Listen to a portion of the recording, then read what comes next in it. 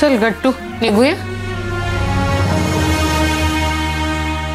अविनाश मी म्हटलं निघूया ना, का तुला अजून वेळ लागणार आहे? नाही झालं 5 मिनिट निघूया. मे आय कम इन? हाँ ये अदिति.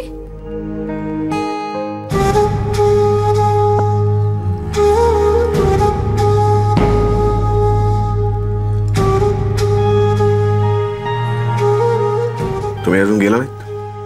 नाही सर, थोडं बोलायचं होतं मला. बोला.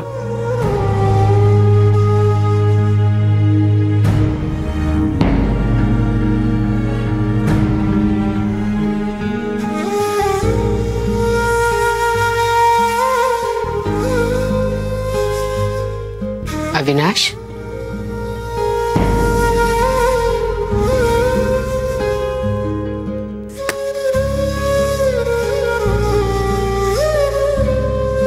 बोला. सर राहू द्या, तुम्ही जर कामात असाल तर आपण. नाही बोला ना.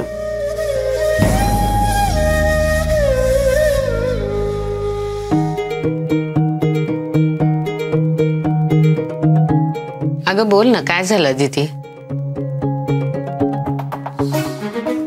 आऊ, तुम्ही सरांना सगळं सांगितलंय का?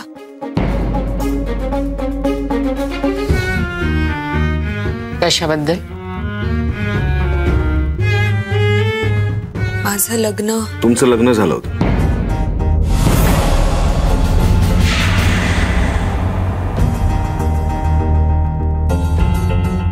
जावळकर किती घाबरलात तुम्ही?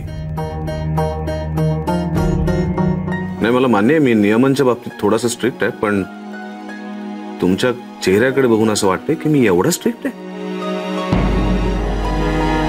नाही सर, तसं नाहीये. बघा मला जे कळायला हवं होतं ते मला अवनी सगळं सांगितलं.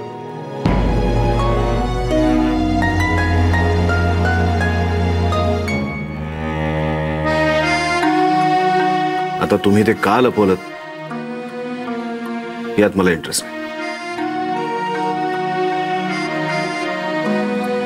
माझ्यासाठी एकच गोष्ट महत्वाची आहे की ह्या सगळ्या गोष्टी तुमच्या आयुष्यात घडून सुद्धा त्याचा परिणाम तुम्ही तुमच्या कामावर होऊ दिला नाही.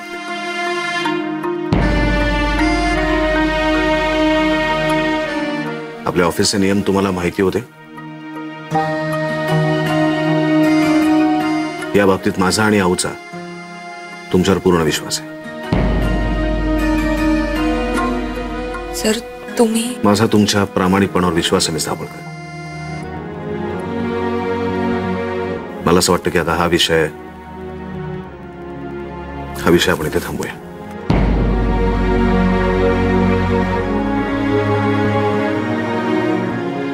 Any more?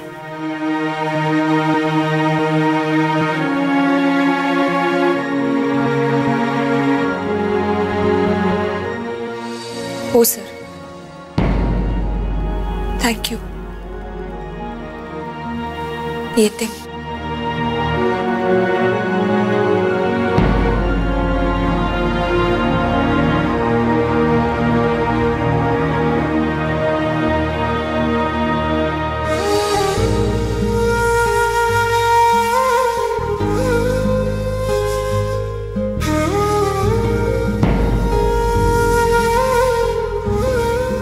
काय?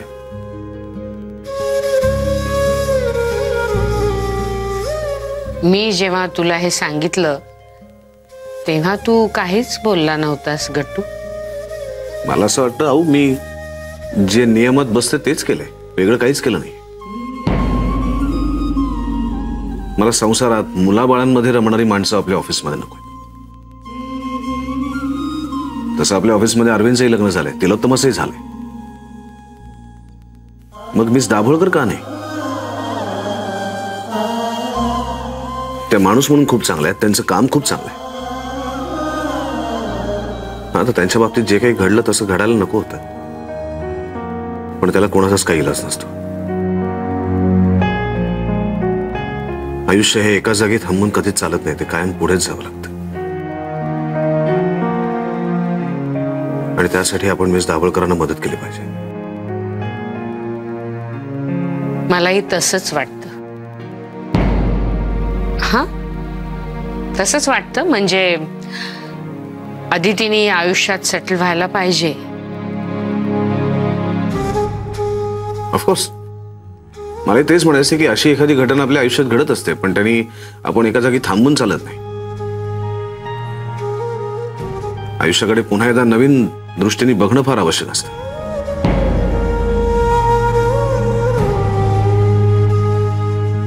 गट्टू, हीच गोष्ट तुझ्याही बाबतीत लागू पडते ना?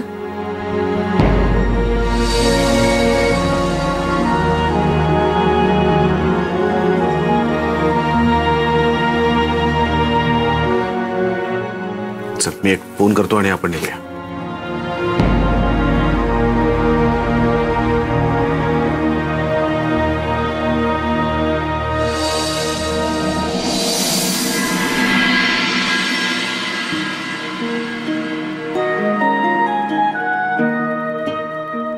अण्णा, आज तुम्ही एकटेच बसलात? हो, तुमचीच वाट बघत होतो. आणि काकू आणि काका ते आहेत, घरातच आहेत.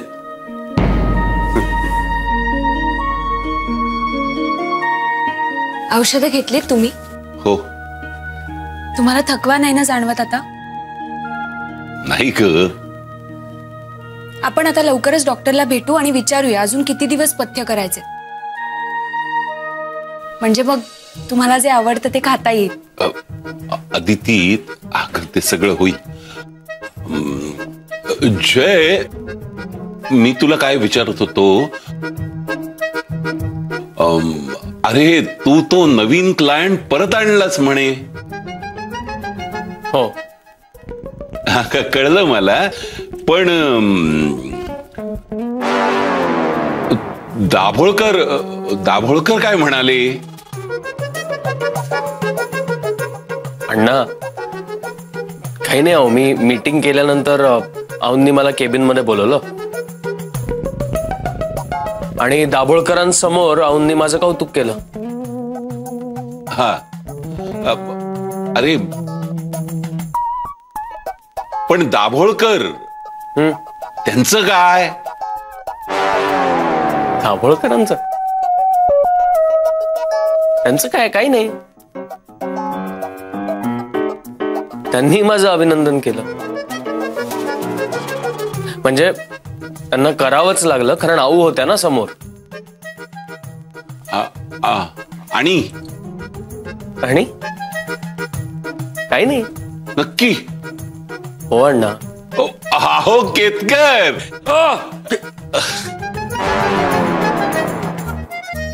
अहो तुम्ही उगाच टेन्शन घेतलं. दाभोळकरांनी अभिनंदन केलं जयचं. काका, मी काय विचारलं नव्हतं. मला कसलंही टेन्शन आलं नव्हतं. अहो पण काय हो अण्णा, कुणाला काय सांग.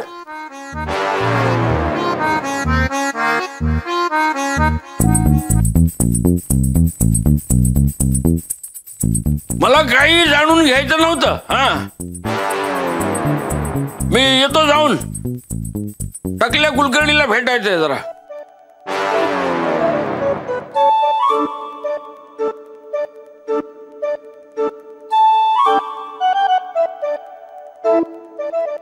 छान. म्हणजे शेवटी अण्णांची मदत घेऊन दाभोळकर काय म्हणाले हे ह्यांनी जाणून घेतलंच. वा अण्णा, छान मैत्री झाली. हा,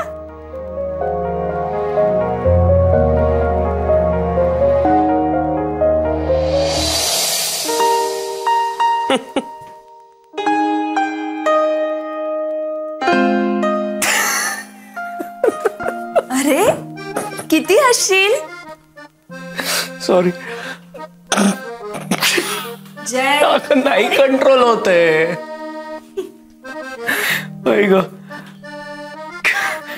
काकांनी जे काही केलं ना ते सारखं असं डोळ्यासमोर दिसतंय.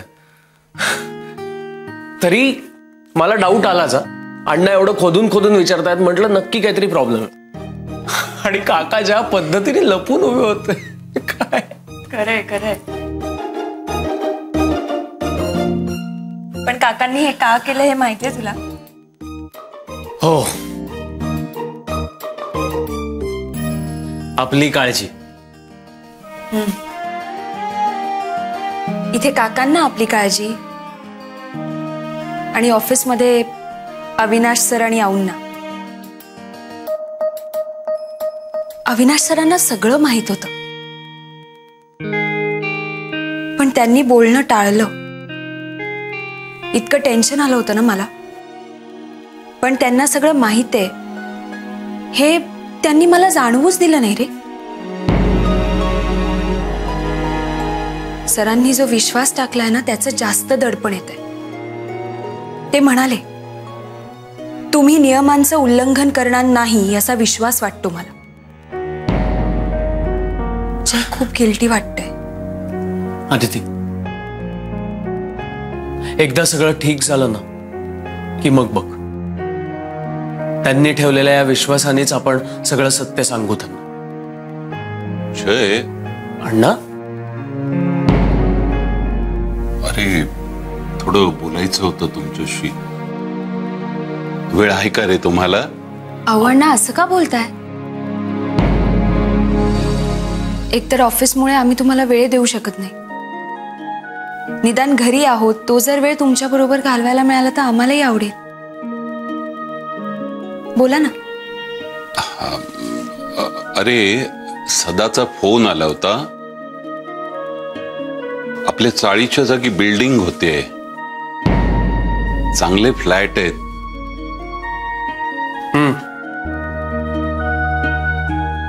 मला माहिती आहे, मला सुहास बोलला. चांगलं आहे, मग सगळे चाळकरी आता फ्लॅट मध्ये जाणार.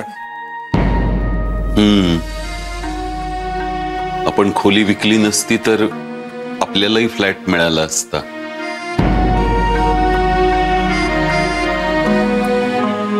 तुमची सोय झाली असती रे.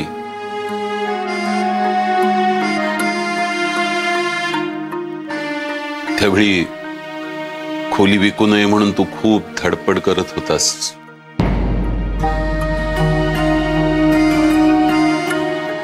मी ऐकलं नाही तुझं पण त्यावेळी. अण्णा, तुमचा आता विश्वास आहे ना माझ्यावर? हो. मग काळजी करू नका.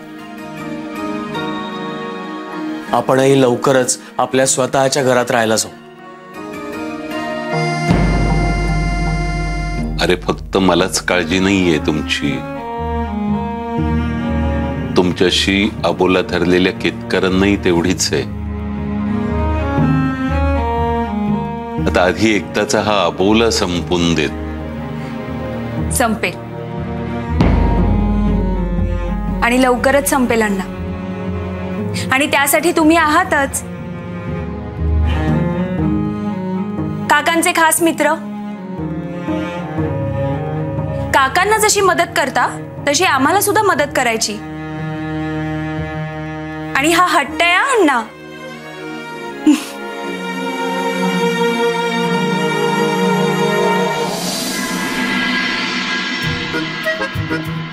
पायवर घ्या. तुला काय आता पावलं झाडायची आहेत काय? तू काय म्हणजे म्हणजे लुडबुड करते? ये सारखं बोलून बोलून मला झाडू नका.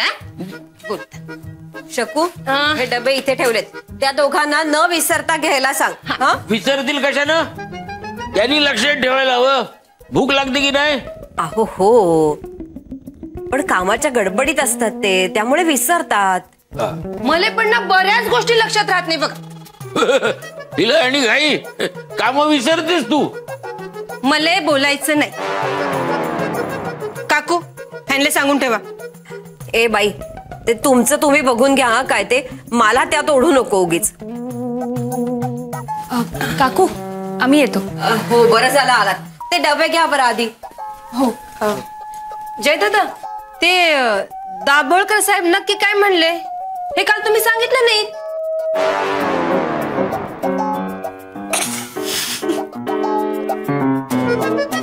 तुला काम करायला नको, अशा चौकशा करायला हव्यात. बरोबर. मला काऊन ओरडताय? तुम्हीच काल विचारायला सांगितलं होतं ना. काय झालं? अगं कालच जय आणि आदितीने सगळं सांगितलं अण्णांना.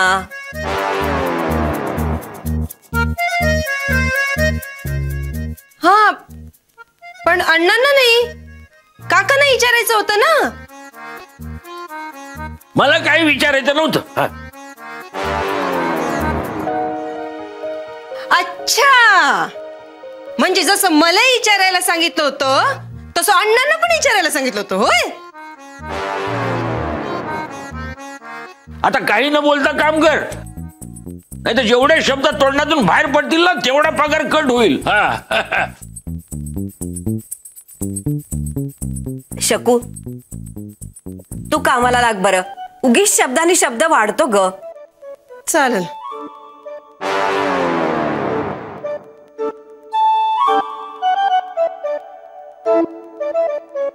काका, आत्ता मला कळतंय आऊ तुमची मैत्रीण काय येते.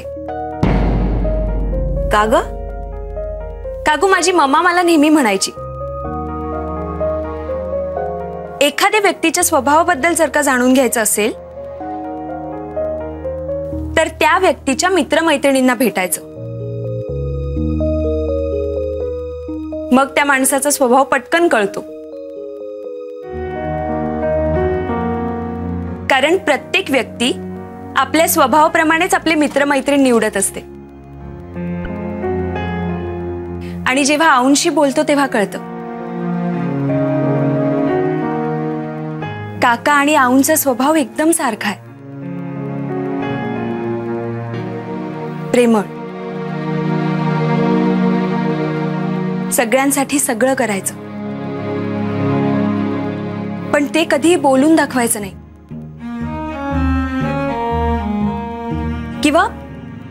किंवा त्याचं कधीही क्रेडिट घ्यायचं नाही. काका, खूप आधार वाटतो तुमचा. इथे तुम्ही आणि ऑफिसमध्ये आऊ.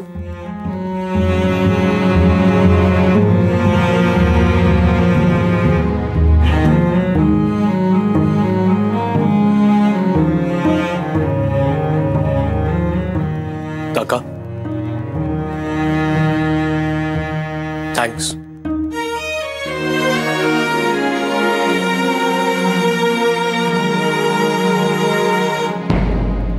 काका, तुम्ही अण्णांसाठीही खूप करता.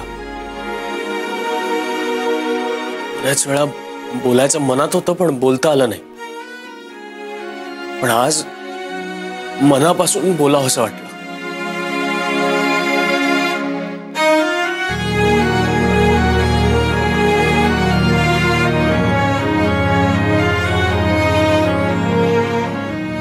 जय आदिती, तुम्ही निघा. तुम्हाला ऑफिसला जायला उशीर होईल. येतो अण्णा.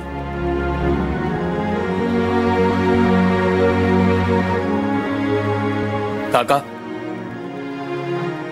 येतो.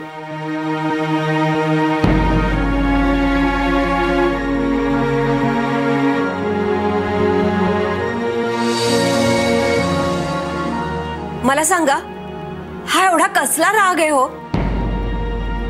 ती दोघं जण एवढा बोलायचा प्रयत्न करतायत तुमच्याशी आणि तुम्ही मात्र. मी जरा वॉकला जाऊन येतो.